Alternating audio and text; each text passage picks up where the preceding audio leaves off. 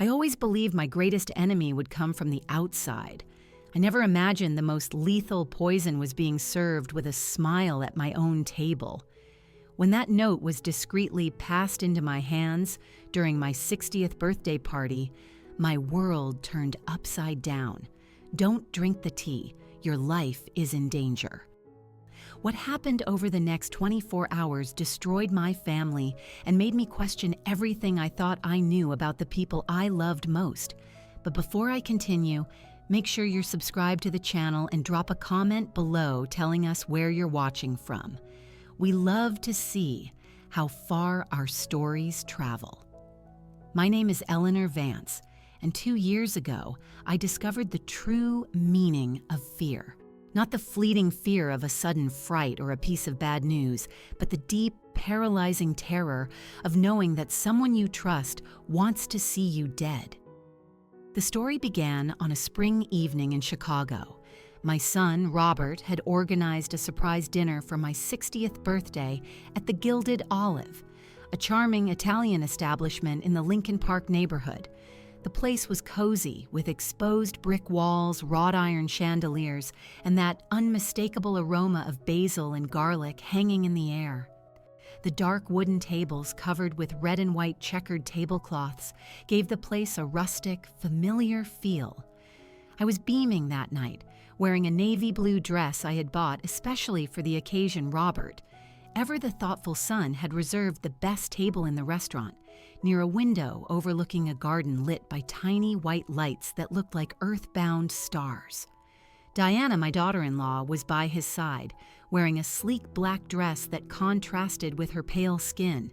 She was smiling, but her eyes remained watchful, always observing every movement around the table. Robert and I were very close, especially after my husband Arthur passed away 5 years ago.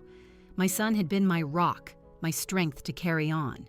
And when he met Diana at a medical conference 3 years ago, I was genuinely happy for him. She was a pharmacist, intelligent, and seemingly devoted. At first, I was delighted by her constant concern for my health, the vitamins she brought me, and the attention she paid to my well-being. "Mom, you look beautiful tonight," Robert commented, pouring me a glass of my favorite red wine. His eyes shone with genuine love, and for a moment, I felt truly fortunate. The conversation flowed naturally, drifting between stories of Robert's work at the hospital and my recent painting classes. Diana participated less, discreetly checking her phone several times during the meal. At the time, I attributed it to her reserved nature, or perhaps a work emergency. When the waiter brought out the chocolate raspberry cake, my favorite, everyone sang happy birthday.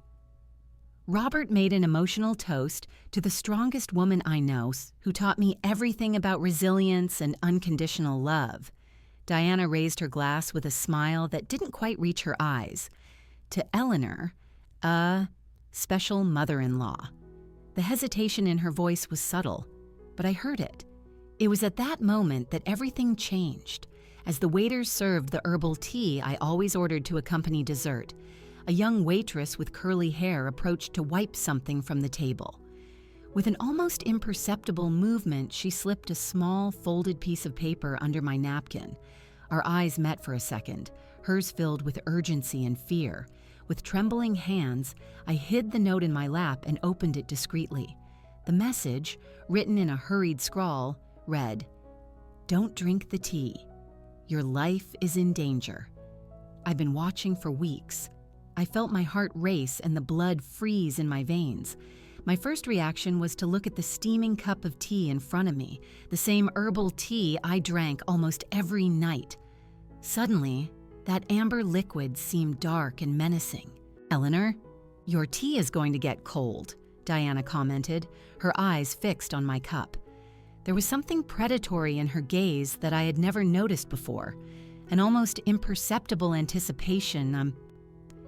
I'm feeling a little unwell," I replied, discreetly pushing the cup away.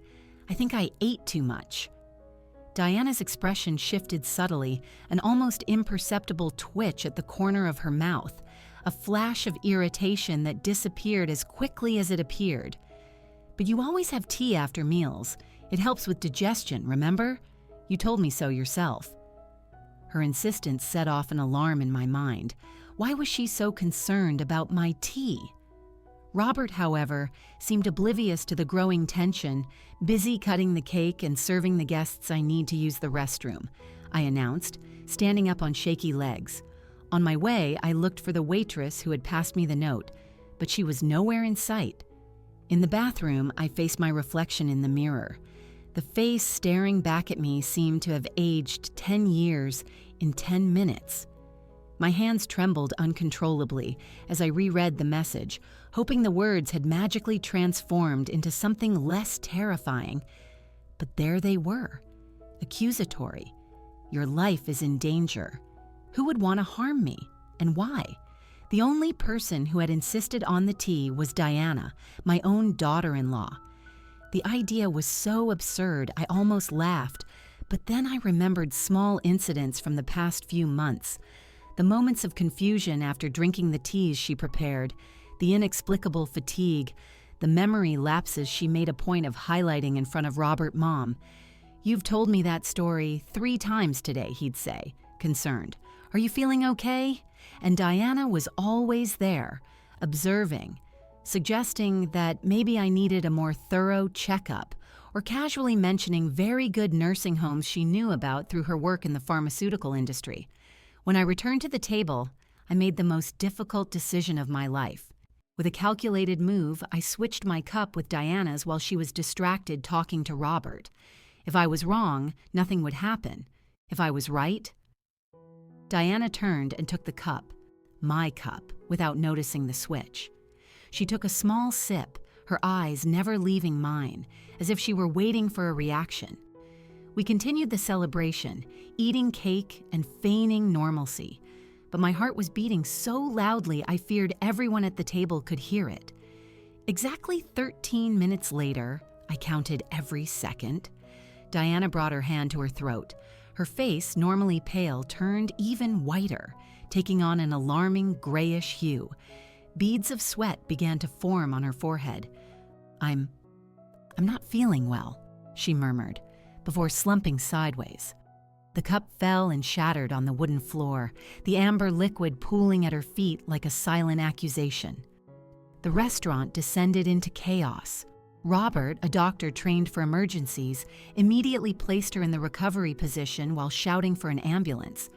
I remained seated, paralyzed by a mixture of horror and terrible confirmation.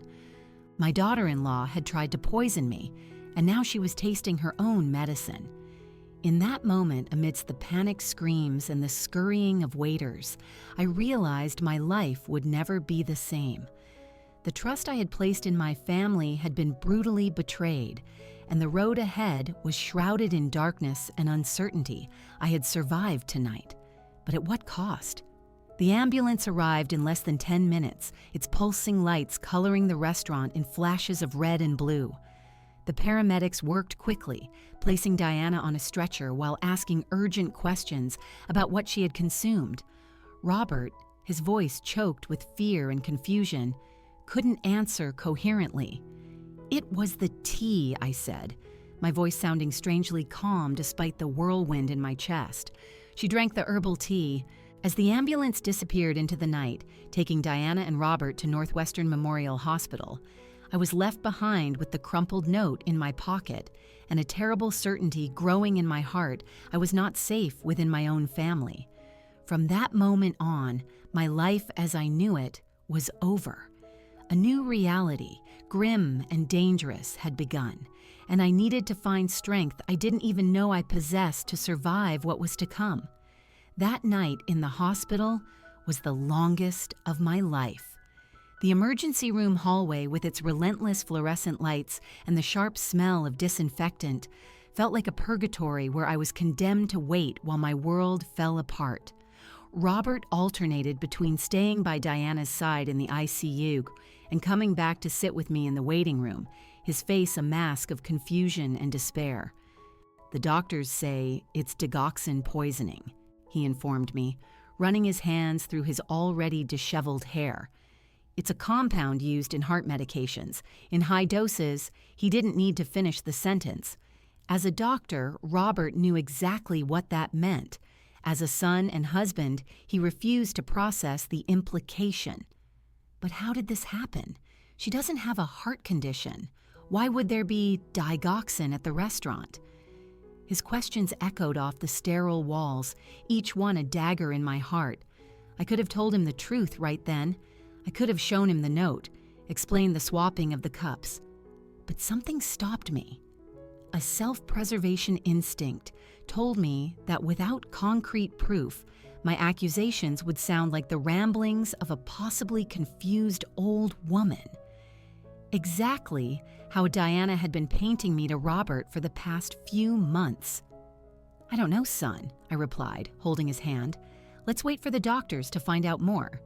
During the early morning hours, while Robert finally slept in an uncomfortable chair beside me, a young nurse with curly hair approached. I recognized her immediately. She was the same waitress from the restaurant, now dressed in hospital scrubs. "My name is Laura Miles," she whispered, sitting down next to me. "I'm a nurse here, and I work at the Gilded Olive on my days off to supplement my income. We need to talk." In the next few minutes, Laura told me a story that chilled me to the bone. 3 months ago, my Aunt Carmen passed away after a sudden cognitive decline. She was 65 and perfectly healthy until she met a new friend, a pharmacist named Diana Morgan. The pattern Laura described was terrifyingly familiar. Diana had befriended her widowed aunt, gaining her trust, offering medicinal teas and special vitamins. Gradually, Carmen began to show symptoms of confusion, fatigue, and memory loss. Diana convinced my family that Aunt Carmen was developing dementia. She was so convincing, so professional in her observations.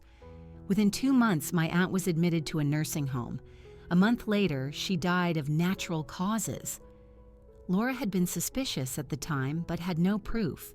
It was only when she started working at the hospital and saw Diana's name on the visitor logs of several elderly patients who had died of cardiac complications that the pieces began to fit together. When I saw her at the restaurant with you, I recognized her immediately. I've been watching you both for weeks, hoping to find concrete evidence. When I saw her insist on the tea tonight, I knew I had to act. "Why would she do this?" I asked, my voice barely audible. "Money, control," Laura answered simply. "Aunt Carmen had a substantial life insurance policy and some investments. Shortly before she died, she amended her will to include her dear friend Diana. I suspect you also have resources she's interested in." Indeed, I did. After Arthur's death, I inherited not only our house in Winnetka, but also a condo on the coast and investments that would ensure a comfortable retirement. Robert was my sole heir, and by extension, Diana would have access to all of it when I was gone. "There's more," Laura continued. "I've been monitoring Diana's lab results. We found not only digoxin in her system, but also traces of other drugs. Benzodiazepines, low-dose antipsychotics, the kind of cocktail that, administered regularly in small doses, could induce symptoms similar to dementia. The implications hit me like a train. The teas Diana religiously brought me, the special vitamins, my increasing episodes of confusion and forgetfulness that she made a point of highlighting to Robert. She wasn't just trying to kill me quickly at the restaurant. She had been poisoning me slowly for months, preparing the ground so that my eventual death would seem like the natural result of cognitive decline. "What do we do now?" I asked, feeling simultaneously terrified and strangely calm, as if I were floating above the situation. "The police are on their way," Laura replied. "We requested a full toxicology screen and have already referred the case for investigation. But you have to be prepared.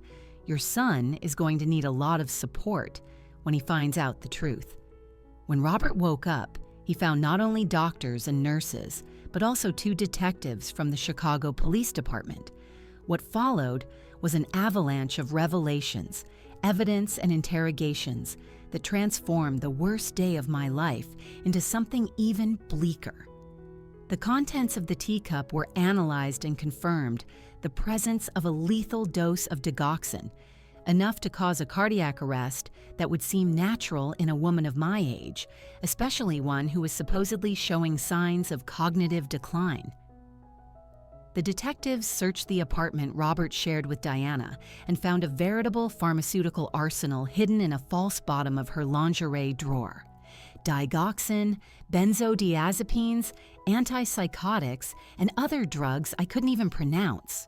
They also found a journal where Diana methodically documented my episodes, most of them fabricated or induced by the substances she administered without my knowledge. There were searches for nursing homes, procedures for legal guardianship, and, most damningly, copies of my financial documents that she should have had no access to.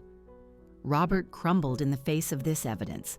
To see my strong, always self-assured son reduced to uncontrollable sobs as he tried to reconcile the image of his loving wife with that of a calculating murderer broke my heart in ways I hadn't imagined possible.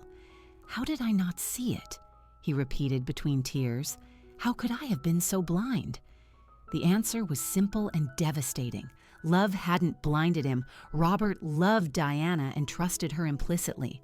And Diana had exploited that trust in the cruelest way possible, using it not only against him, but also against me. As the detectives left with promises to keep us informed, I stayed by Robert's side, holding his hand like I used to when he was a boy waking from a nightmare. Except this time, there was no waking up. The nightmare was real, and we would have to live with its consequences. That night, when we finally returned to my house, Robert refused to go back to the apartment he shared with Diana. We sat side by side on the sofa, too exhausted to sleep, too traumatized to speak. The first light of dawn found us still like that, trapped in a limbo between the world we knew and the world we would now have to navigate. A world where the people we love can hide monsters, where trust is a luxury we can't afford, where the concept of family had been distorted beyond recognition. In that silent moment, as the shadows of night slowly gave way to the hesitant light of day, I made a silent promise to myself. I would survive this, not just physically, but emotionally. I would not let Diana's poison, literal or metaphorical, destroy me. I was stronger than she imagined, and I was going to prove it. The sun rose, illuminating the contours of a new reality I had never asked for, but which was now mine to face. The first day of the rest of my life was beginning, and I was determined to live it on my own terms. In the months that followed, my life became a roller coaster of police statements, court hearings, and therapy sessions. Diana had survived the poisoning, but her recovery in the hospital took place under police custody. The evidence against her was overwhelming, not just in my case, but in 3 others the investigation subsequently uncovered.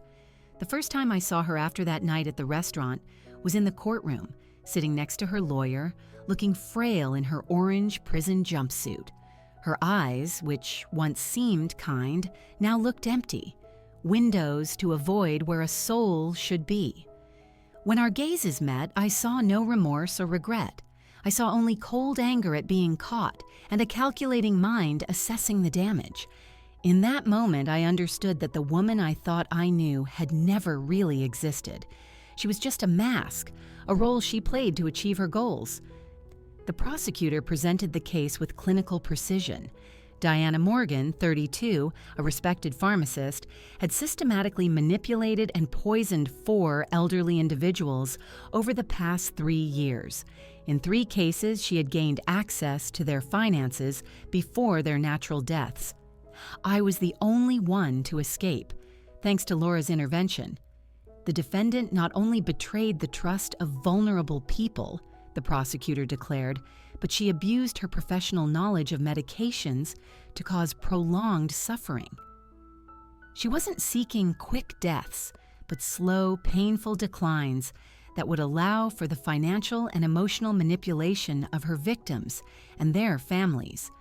Diana's lawyer tried to build a defense based on an alleged mental disorder, claiming she suffered from Munchausen syndrome by proxy, a condition where an individual causes illness in others to gain attention and sympathy. But the meticulous records found in her journal, detailing not only the treatments she administered, but also the financial benefits she expected to gain, contradicted that narrative. This was not the work of a sick mind acting on impulse, the prosecutor countered. This was a meticulously executed plan by a predator who carefully selected her victims based on their vulnerability and financial resources.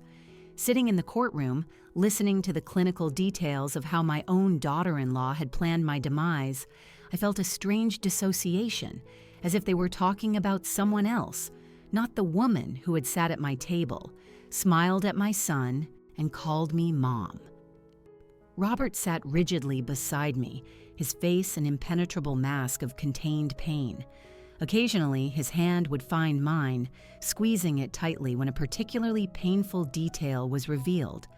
Our wounds were different, but equally deep. I had almost lost my life.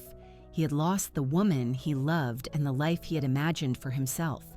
The judge, a stern middle-aged woman with eyes that seemed to have seen every possible human horror, listened to the arguments with an unreadable expression. When she finally spoke, her voice carried the weight of justice without a hint of doubt. Diana Morgan, this court finds you guilty of attempted murder, poisoning, fraud, and elder abuse. You are sentenced to 30 years in prison, with no possibility of parole for the first 20 years. No emotion crossed Diana's face as the sentence was read. She simply nodded, as if accepting an inevitable diagnosis rather than a punishment for her crimes. As she was led out of the courtroom, our eyes met one last time. In hers, I saw only one thing, the certainty that she had been betrayed by chance, not by conscience. If it weren't for Laura's intervention, I wouldn't be alive to testify against her. Leaving the courthouse that day, with Robert silently by my side, I felt an enormous weight being simultaneously lifted from and placed upon my shoulders. Justice had been served, but the real work of rebuilding our lives was just beginning. In the following weeks, we both started therapy, individually and jointly. Our therapist, Dr. Martins, specialized in trauma and betrayal, and his cozy office became a sanctuary where we could express the emotions we kept contained the rest of the time. You are both going through different but related grieving processes, he explained in one of our first sessions.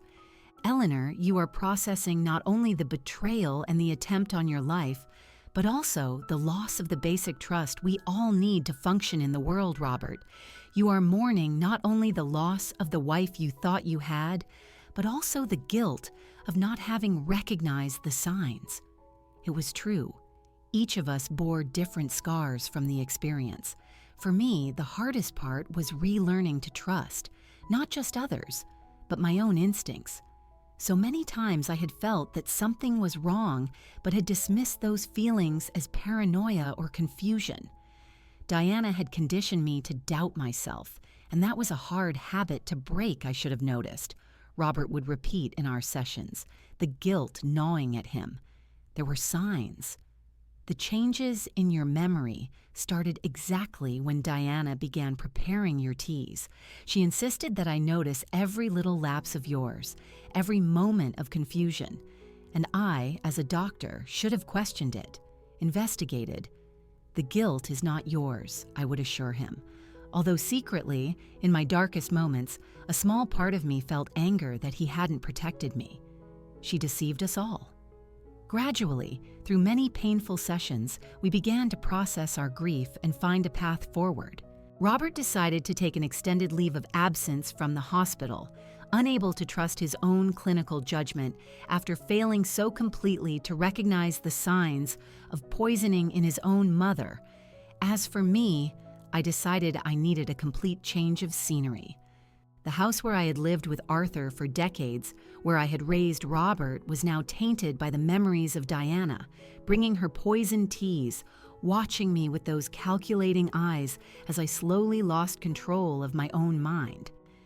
After many conversations, we decided to sell the house in Winnetka, and I moved into a small but charming apartment in the vibrant, lively neighborhood of Lincoln Park, a place where I could start over, Away from the shadows of the past, Robert rented an apartment in the same building, determined to be close enough to support me, but giving me the space to regain my independence. Slowly, we began to rebuild not only our individual lives, but also our relationship, which had been deeply affected by Diana's betrayal.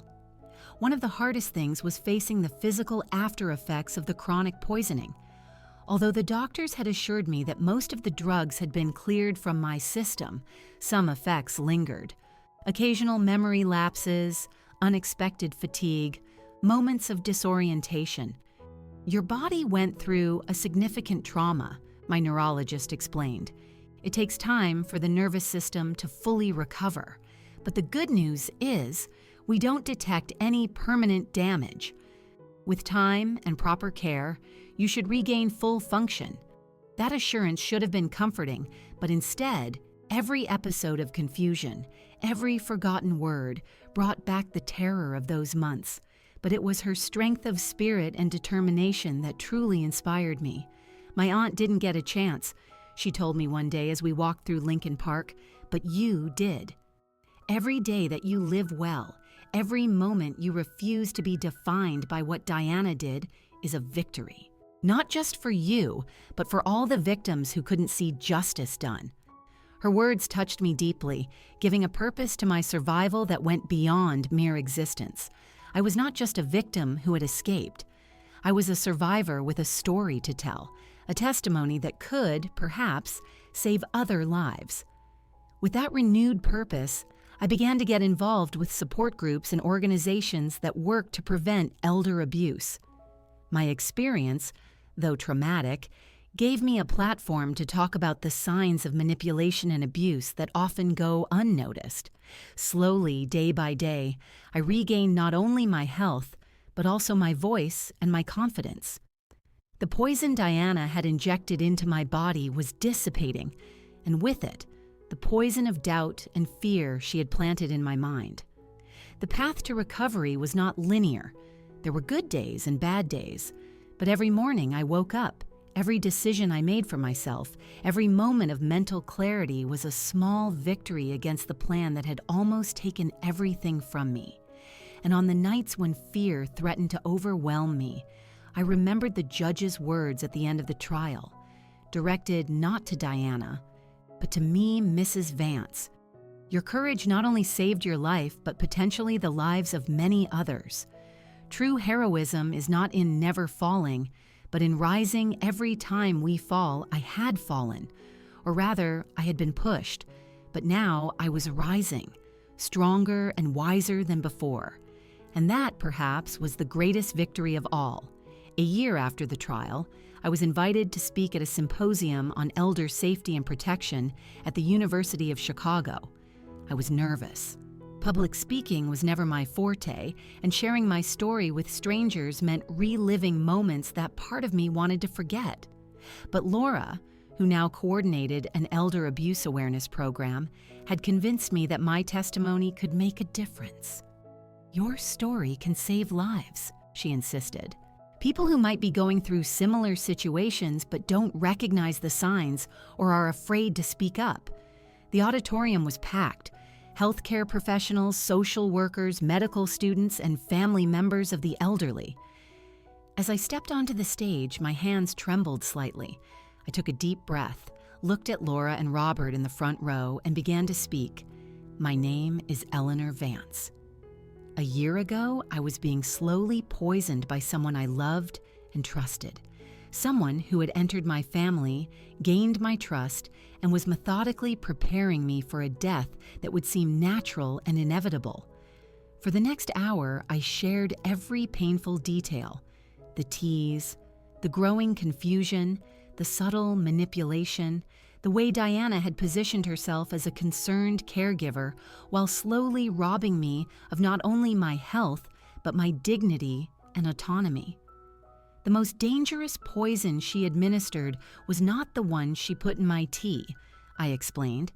It was the doubt she planted in my mind, the way she made me question my own sanity, my memory, and my judgment, how she convinced me that I needed her to navigate the world because I was becoming incapable.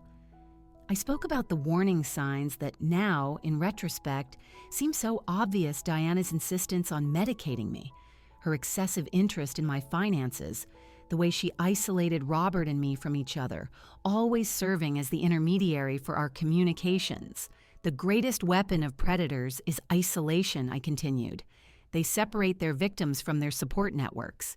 They make family and friends doubt the elderly person's mental capacity, and most devastatingly, they make the victim doubt themselves. When I finished my story, the silence in the auditorium was palpable. Then slowly, people began to stand, applauding. Many were crying. Some came to me afterward, sharing similar stories of parents, grandparents, and aunts who had experienced situations they now recognized as abusive. A woman in her 70s clasped my hands in hers. "My son-in-law is doing this to me," she whispered. I thought I was going crazy. Now I know I'm not. That day marked the beginning of a new phase in my life. I discovered that transforming my pain into purpose was profoundly healing. In the following months, I joined Laura in her awareness work. We started small with local support groups, but soon we were invited to hospitals, community centers, and even specialized police departments. Robert also found his path to healing. After months on leave, he returned to medicine, but with a new focus: geriatrics, with a specialization in identifying and treating elder abuse. His personal experience had sensitized him to subtle signs that many doctors miss.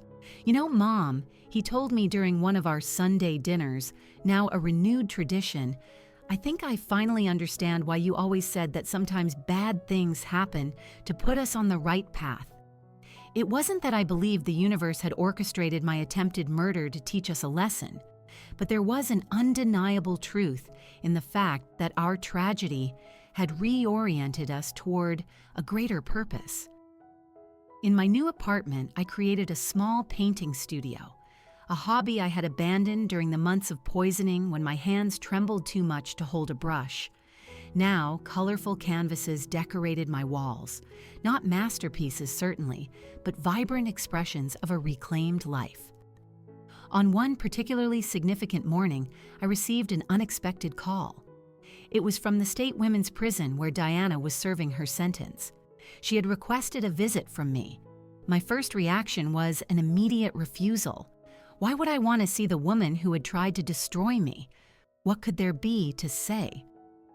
I consulted my therapist, who advised me to carefully consider my motivations. "You don't owe it to her," he emphasized. "The question is, do you owe it to yourself? Is there something that needs to be said or heard for your own peace of mind?" After weeks of reflection, I decided there was. There were questions only Diana could answer, and perhaps confronting her now, from a position of strength, was the final step necessary for my complete liberation. The prison was an oppressive place. Gray concrete walls, metal bars, the echo of heavy doors being shut and opened. I sat in the visitation room, my heart racing as I waited.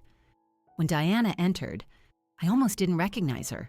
The prison uniform hung on her thin frame. Her once perfectly dyed hair now showed gray roots, but her eyes, those eyes that once hid her true nature so well, were the same, calculating, observant, without real remorse. "Eleanor," she said, sitting across from me, "thank you for coming. I didn't expect you to accept." "I'm here to understand," I replied, keeping my voice steady. "Why? Not just why you tried to kill me, but why in that way? Why the prolonged theatrics, the manipulation, the slow poisoning?" Diana tilted her head as if considering the question. "You think I did this for money," she said finally. "Everyone thinks that, but the money was secondary. Then what?" "Control," she answered without a hint of doubt. "The power to decide who lives and who dies, to watch someone strong like you gradually become dependent on me, to be seen as the devoted daughter-in-law, the competent caregiver, while secretly determining your fate." It was intoxicating. A shiver ran down my spine. The coldness with which she described her perversity was more disturbing than any display of rage or hatred would have been. "Don't you feel any remorse? Not even a little?" She smiled, that same charming smile that had won me over years ago. "What I regret is getting caught and underestimating you. You were stronger than I thought." Looking at her, I felt something unexpected, not hatred or fear, but pity. Diana was a void, someone incapable of genuine human connection, for whom other people were just pieces in a game of power and control. Her prison wasn't just these concrete walls, but her own distorted mind. "I came here thinking I needed your repentance to move on," I said, rising to leave. "But I realize now that I don't need anything from you. My healing, my peace, my life, none of it depends on you or what you feel. And that, Diana, is the greatest freedom of all." As I walked out of that oppressive place, I felt as if the last link binding me to the past had broken. The Chicago sun greeted me with its comforting warmth, and I breathed deeply, feeling every cell in my body celebrate life. That night, I gathered Robert, Laura, and some new friends for dinner at my apartment. As we cooked together, laughing and sharing stories, I realized I had rebuilt not only my life, but also my capacity to trust and love. The path to recovery hadn't been linear. There were days when fear paralyzed me, when the slightest sign of confusion sent me into a panic, when I would check and recheck my tea obsessively. But those days had become rarer. On my 62nd birthday, 2 years after that fateful night at the restaurant, Robert organized a small celebration. When he brought out the cake with lit candles, I couldn't help but shed tears of gratitude, not just for being alive, but for having rediscovered the joy of living a toast, said Laura, raising her glass. To Eleanor, who taught us that true strength isn't in never falling, but in rising every time we fall. To survival, added Robert, his eyes meeting mine with love and pride. No, I corrected gently, raising my own glass. To life, not just surviving, but living fully, trusting again, loving again, despite everything. When I blew out the candles that night, my wish wasn't for safety or to forget the past, it was for courage. Courage to keep sharing my story, to keep opening my heart, to keep living each day as the precious gift it is. The poison Diana had intended for me ended up being the catalyst for a fuller, more meaningful, and more authentic life than I had ever imagined possible. Not because trauma is necessary for growth, but because we humans have a remarkable ability to transform even our most painful experiences into sources of strength and wisdom. Today, at 62, I look to the future not with fear, but with curiosity and hope. My story didn't end in that restaurant when a mysterious note saved my life. In fact, that's where it truly began. 3 years have passed since that night at the Gilded Olive. My life has changed in ways I could never have foreseen, some painful, others surprising, and many, I've discovered, beautiful. The organization I founded with Laura, which we called the Watchful Eyes, grew from a small local group into a national network for elder abuse, awareness, and prevention. We started with conferences and support groups, but soon expanded to a reporting hotline, training for healthcare professionals, and a team of volunteer lawyers offering legal assistance to victims. Diana's case, as horrific as it was, had created an opening for a discussion on a frequently invisible problem. The media covered the trial extensively, and suddenly, the country was talking about a type of violence that usually remains hidden within families, masked as care or concern. On a rainy April morning, I received a call that would once again change the course of my life. "Mrs. Vance, this is Detective Campos with the FBI. We need your help." In the hours that followed, I discovered that Diana was not an isolated predator. The authorities had uncovered a network of healthcare professionals, nurses, pharmacists, caregivers, who had developed a sophisticated scheme to identify vulnerable and wealthy elderly people, manipulate them, and eventually seize their assets. We believe your former daughter-in-law was part of a larger group, the agent explained. The evidence suggests they shared information, techniques, and even potential targets. Your story and your recent work with the Watchful Eyes make you a key witness and a potential consultant for our investigation. I was stunned by the magnitude of the operation. It wasn't just Diana. There were dozens like her, operating under a veil of professional respectability, systematically exploiting the vulnerability of the elderly. In the following months, I worked side by side with the FBI task force, helping to identify behavioral patterns, warning signs, and manipulation strategies that I had experienced firsthand. Robert also joined the team as a medical consultant, his expertise now valued not only for his training, but for his personal experience. The work was emotionally draining. Every new case we uncovered brought back painful memories. Every identified victim was a reminder of what I could have become, if not for Laura's fateful note. But there was also a profound satisfaction in transforming my trauma into something useful. The pain I experienced was not meaningless if it could help prevent the suffering of others. "You're literally saving lives," Robert told me one night as we reviewed files together. His face showed signs of the burden he carried, the knowledge that, as a doctor, he had failed to recognize the signs of abuse even when it was happening under his own roof. "We both are," I replied, squeezing his hand. Our relationship had deepened through our shared trauma and the common purpose we found. It wasn't the life we had imagined, but there was an unexpected beauty in our joint journey of healing and meaning. On a cold September morning, I watched from the courthouse gallery as the operation, dubbed Angel of Mercy, culminated in the trial of 17 healthcare professionals accused of crimes ranging from fraud and abuse to premeditated murder. Diana was brought from prison to testify as part of a plea deal. When she entered the room, our eyes met briefly. This time, I didn't see the calculating arrogance of our last encounter. I saw only a defeated woman, her empire of manipulation and control dismantled by the one who was supposed to be just another victim on her list. The trial's revelations shocked the country. The scheme had been operating for over 8 years and had victimized at least 43 identified elderly people, many of them already deceased from natural causes that would now be re-examined. The methods were frighteningly similar in all cases. Identification of elderly individuals with significant financial resources, infiltration into their lives through demonstrations of care and concern, gradual administration of substances that caused confusion and dependency, isolation of victims from their support networks, and finally, appropriation of their assets before a death that seemed natural and expected.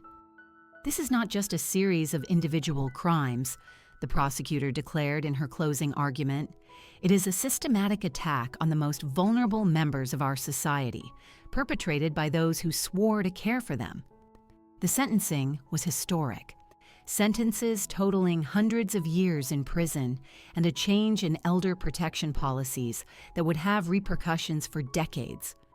After the trial, I was approached by families of the victims.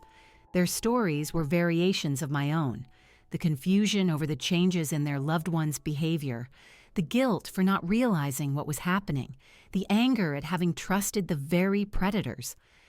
"How did you manage to move on?" A woman whose father had been victimized by a nurse in the network asked me, "How do you not let the anger consume you?" I thought for a moment before answering. "Anger has its place," I said finally.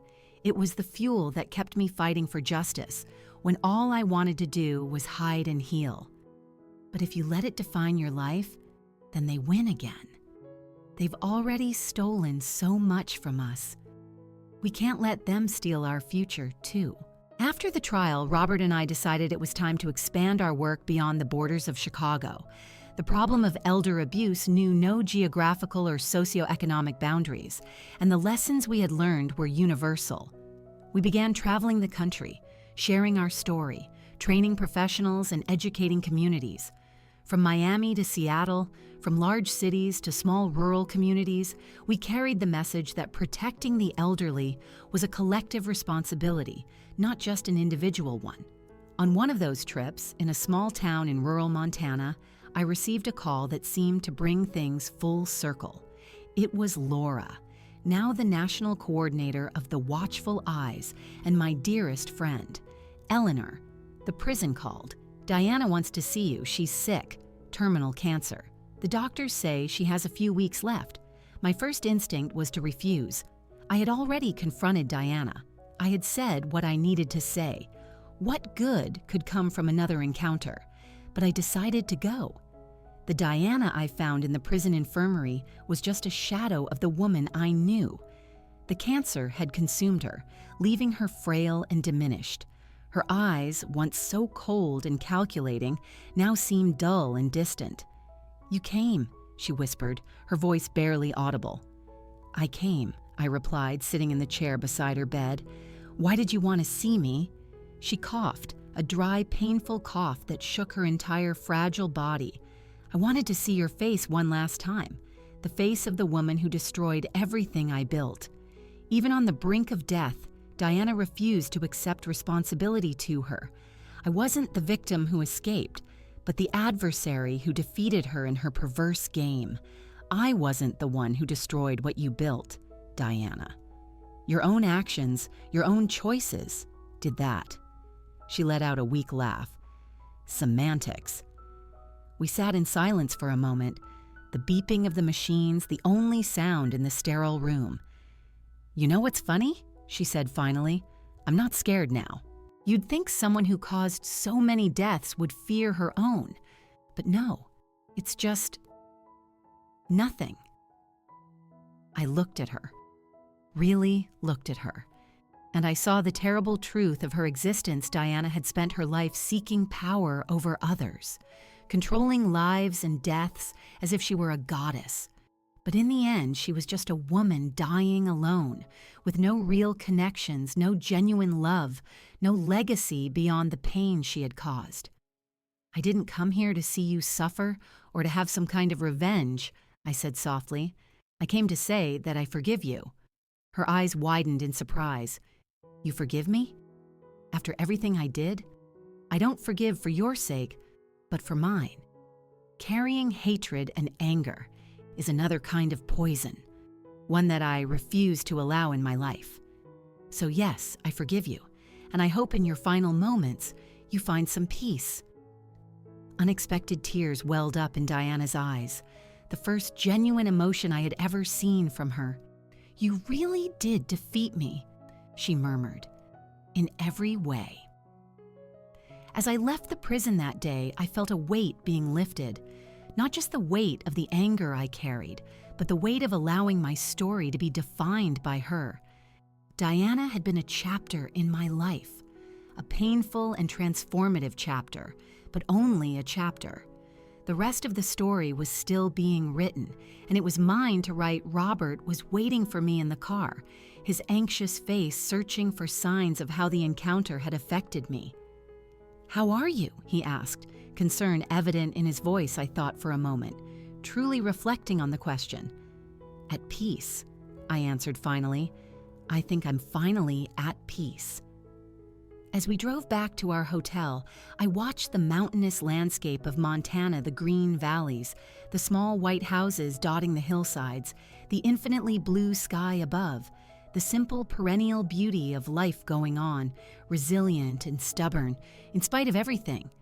"You know," I said to Robert, "when all this happened, I thought I would never feel safe or trusting again, that there would always be a part of me waiting for the next betrayer, the next poisoned cup."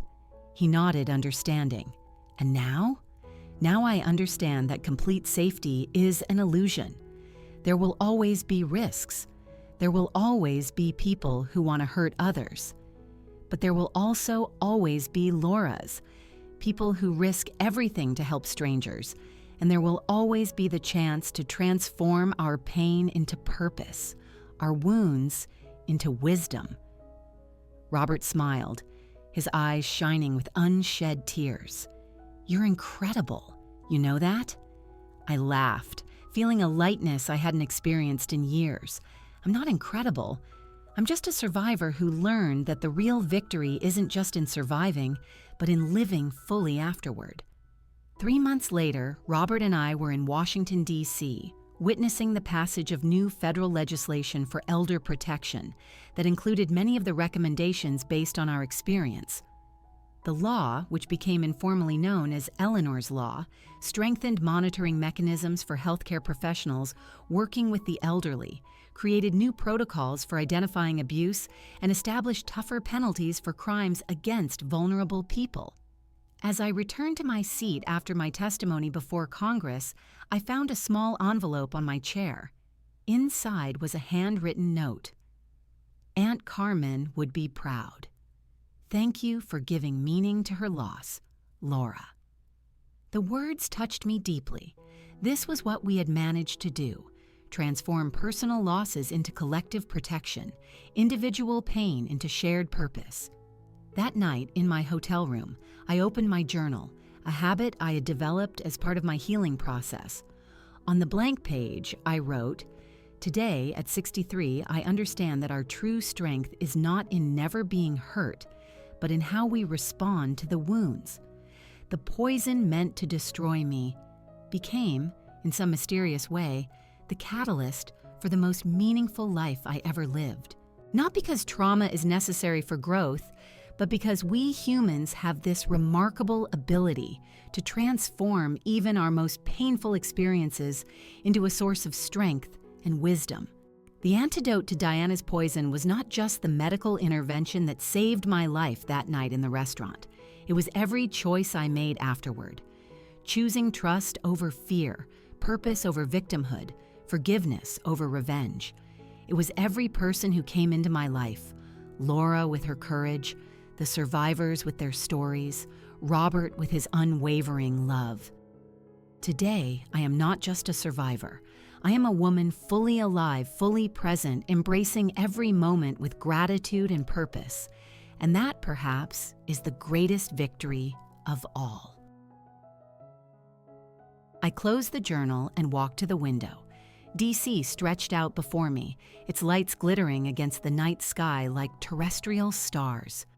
Somewhere in that city, and in cities across the country, there were elderly people who were now a little safer because of our fight. There were families who now knew what signs to look for, what questions to ask. There were lives that would be saved by a note like the one Laura had passed me that fateful night. And that, I realized, was the true antidote.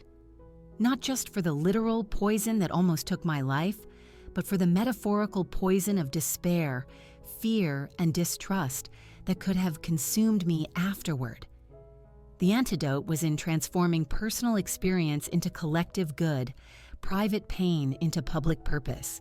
As I watched the sleeping city, I felt a deep sense of gratitude, not just for being alive, but for having found meaning in my survival. The poison tea that should have been my end had become, in mysterious and unpredictable ways, the beginning of a new life I could never have imagined for myself. And for that, paradoxically, I am grateful. Now, if you enjoyed this story, go ahead and click on this next video appearing on your screen, because in it, there's a story of betrayal and revenge like you've never seen before.